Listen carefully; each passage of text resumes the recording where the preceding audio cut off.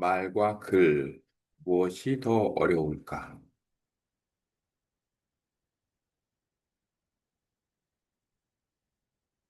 이 주제는 우리가 외국어를 배울 때에도 똑같이 해당이 되는 부분이다. 일상적으로 사용하는 한국어 기준으로 해서 말과 글, 무엇이 더 어려운가는 어떤 상황이냐에 따라서 달라질 것 같은데, 외국어 역시도 마찬가지로 말과 글, 무엇이 어려운가? 이 질문으로 똑같이 생각해 볼 수 있는데 비슷하면서도 다를 것 같다라는 생각이 듭니다.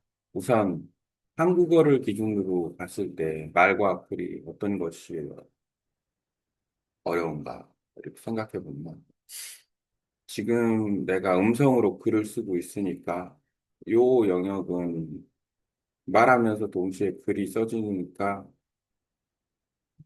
말도 되고 글도 되는 상황이에요. 그러면은 말과 글이 동시에 되니까 이건 하나의 어떤 작용, 쉽게 말하면 언어라는 것을 동시에 활용하는 거기 때문에 아주 가치가 좀 있다라는 생각도 들고 말과 글이 하나로 되니까 떨어져 있는 게 아니라서 지금 질문한 말과 글 어떤 것이 어려울까라는 주제에 대해서는 해당이 안 되는 것 같아요. 왜냐하면 똑같으니까 말을 내가 잘 못하면 글도 잘 못 써지는 거고 글이 잘 안 써지면 그거는 곧 내가 말을 잘 못하는 거. 그러니까 큰 차이 나죠. 단지 이제 말과 글에는 아주 현격한 차이가 있어요. 어떤 차이가 있냐면 글은 소리가 없다라는. 물론 숨어 있는 소리를 가지고 있어요. 설득력, 글이 가지고 있는 문장력, 표현력 등은 아, 사람들에게 감동을 주게 됩니다. 시, 소설, 수필, 는 문학 작품이나 아니면은 자기 개발서든 어떤 학문 관련된 내용이든 예를 들어서 인류 문명에서 획기적인 어떤 논문이든 아주 터닝 포인트가 되는 중요한 책 같은 경우, 뭐 흔한 베스트셀러 같은 경우 사람들이 좋아하는 이유가 있으니까 글이 다 똑같은 글은 아니다라는. 어쨌든 그런 설득력이 있지만 말은 또 소리가 있다라는 부분이 차이가 있다.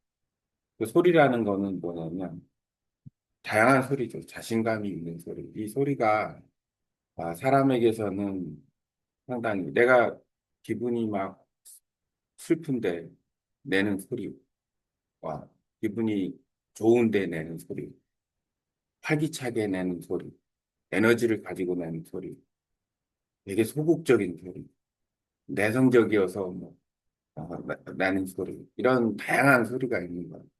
그래서 한편으로는 사람들이 그냥 통상적으로 말하는 거에 대한 부담은 없는 것 같은데, 만약에 어떤 공식적으로 말하는 거에 대한 부담은 상당히 갖는 거예요. 예를 들어서 발표를 한다거나, 아니면은 지금 잘로로 해서 음성 녹음을 해가지고 할 거거나, 역시 개인적으로 한국어 20문장 만들기도 역시 내가 소리로 말로써 20문장을 만들어서 지금 22회 이 정도 녹음을 하고 있는데 그렇게 하는 것 자체가 왜냐하면 내 목소리가 그대로 들어가니까 어떤 때는 뭐 엉뚱한 소리를 하기도 하고 예를 들어서 뭐 숫자를 틀리기도 하고 그렇게 되는 거죠. 예를 들어서 그 아주 큰 업무를 하는데도 그 실수도 하고 그런 일도 종종 있으니까.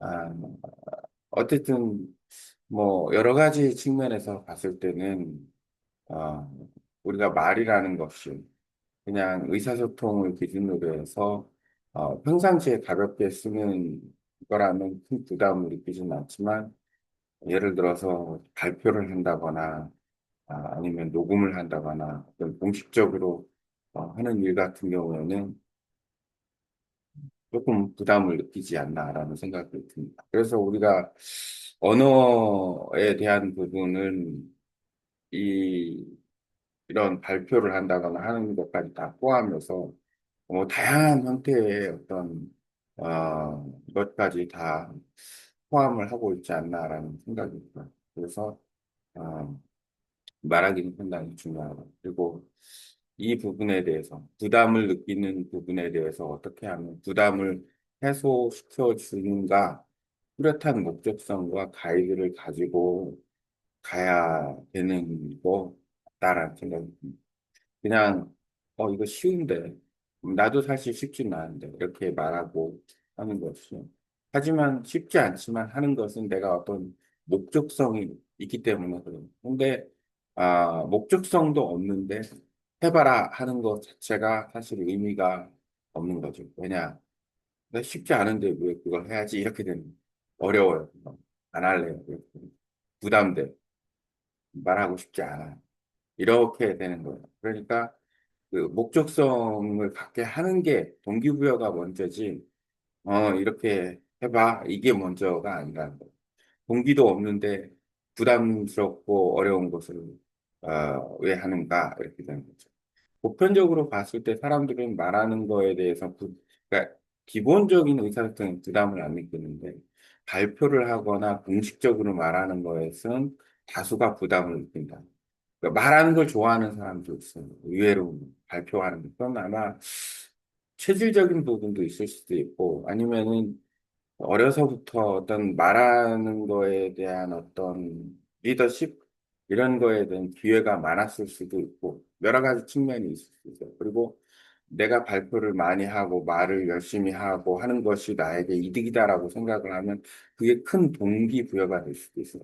그럼 당연히 내가 뭐 의견을 주도하려고 하고 다양하게 말을 이끌어가려고 하고 하는 거겠죠. 근데 그런 적극적인 건 참 좋은데, 근데 극히 일부라는 거예요. 10명 중에 그렇게, 에, 뭐, 흔히 나쁘게 얘기하면 나댄다라고 얘기할 수 있지만, 발표력이 좋다. 이렇게 발표를 좋은 사람은 잘해야 두세 명이고, 나머지 일곱, 여덟 명은 웬만하면 그냥 내가 대화는 하겠지만 굳이 내가 그 그룹의 리더가 돼서 이야기를 이끌어 가야 되나 이런 생각을 가진 사람은 많지는 않다.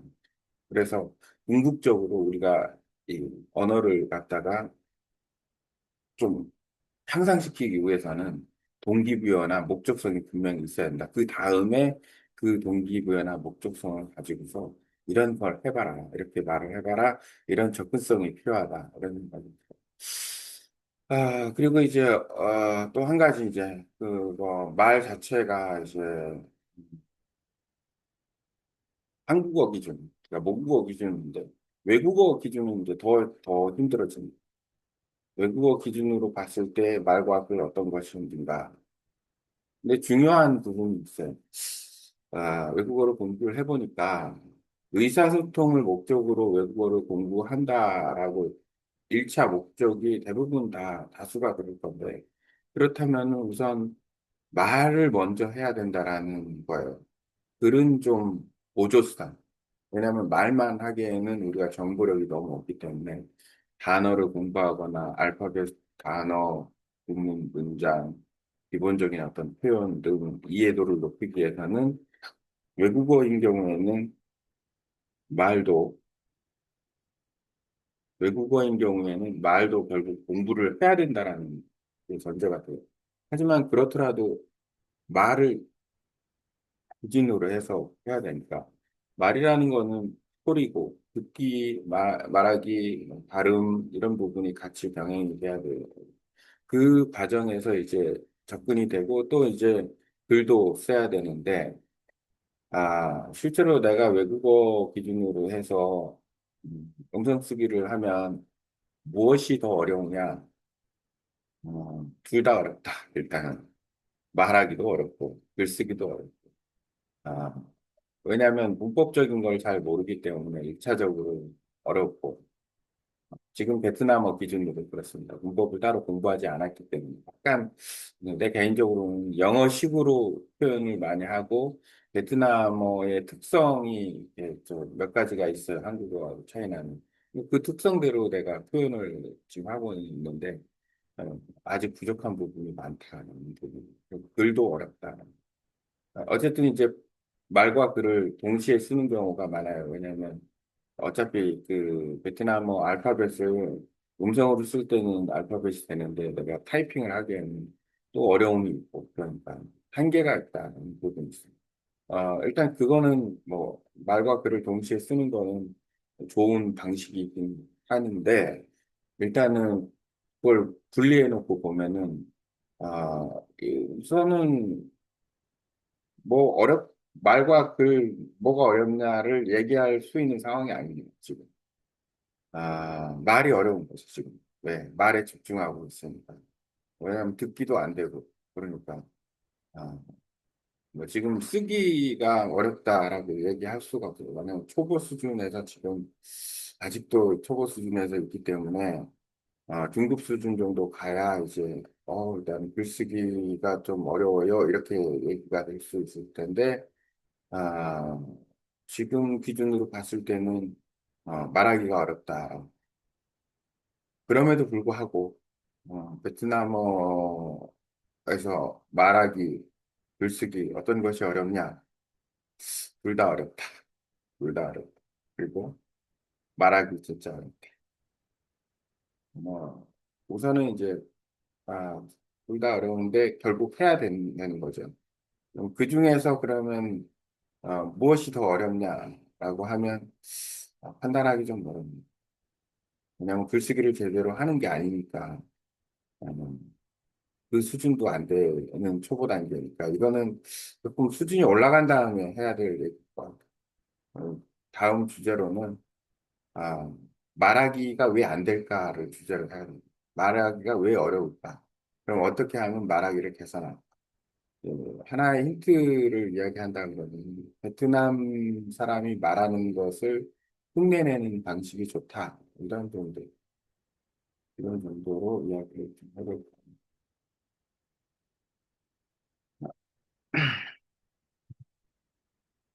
어쨌든 AI를 사용을 해서 그 여러 가지 그 가능성 있는 어, 부분에 대해서 좀 더 깊이 있게 이야기를 하면 좋을 것 같아요.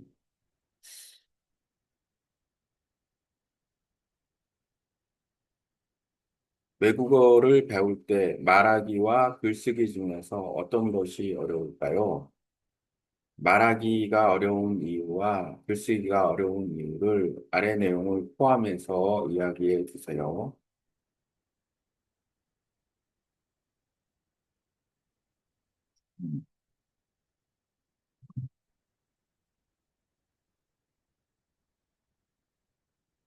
외국어 학습에서 말하기와 글쓰기 중 어떤 것이 어려운지.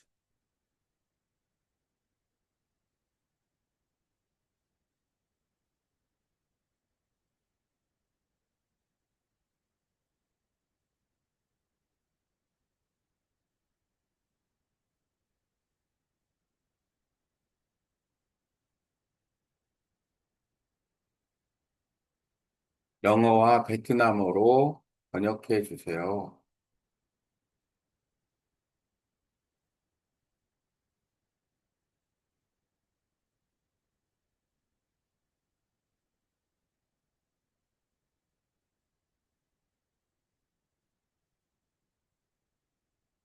뭐, 나는 뭔지 아니고,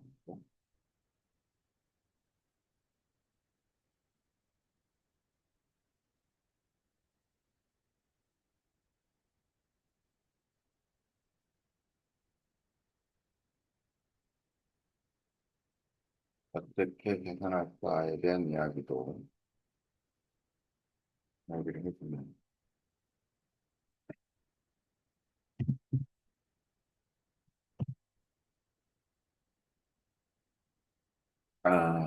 좋습니다. 주신 긴 설명을 기반으로 외국어 학습에서 말하기와 글쓰기 중 어떤 것이 더 어려운지를 구조적으로 정리하고 말하기가 어려운 이유, 글쓰기가 어려운 이유를 포함해 보겠습니다. 말과 글 무엇이 더 어려운가? 모국어, 한국어 기준. 일상 대화 수준에서는 말하기가 덜 부담스럽지만 발표나 공식적인 발언처럼 공적인 말하기는 많은 사람이 어려움을 느낀다. 글쓰기는 발화 부담은 적지만 문장력, 표현력, 설득력이 요구되는 다른 종류의 어려움이 존재한다. 외국어 기준, 어, 초급 단계에서는 말하기와 글쓰기 모두 어렵지만 실시간 반응과 발음을 요구하는 말하기 부담이 상대적으로 더 크다. 다만 중급 이상이 되면 문법 구조 논리 전개를 고려해야 하는 글쓰기의 어려움이 부각된다. 말하기가 어려운 이유. 즉시성, 생각을 실시간으로 정리하고 발음해야 함. 틀릴 수 있다는 불안감이 즉각적으로 작용. 발음 억양, 리듬, 소리가 곧 전달력이므로 억양, 속도, 반전 표현이 함께 요구된 심리적 부담, 청중 앞 발표, 인터뷰, 녹음 등 공식 상황에서 긴장감이 증가, 어휘와 표현의 순간적 과 단어를 생각해서 말로 전환하는 속도가 필요, 청취와 상호작용, 상대방의 말을 이해하고 즉시 반응해야 하므로 듣기 능력과 함께 작동, 글쓰기가 어려운 등 문법과 구조의 정확성 요구, 단어 선택, 문장 구성, 문법 일관성을 신경 써야 함, 논리 전개, 글의 흐름, 설득력, 맥락을 연결을 고려해 표현 다양성 필요. 같은 단어 반복을 피하고 적절한 어휘 문체 사용이 필요. 수정 가능성의 양면성.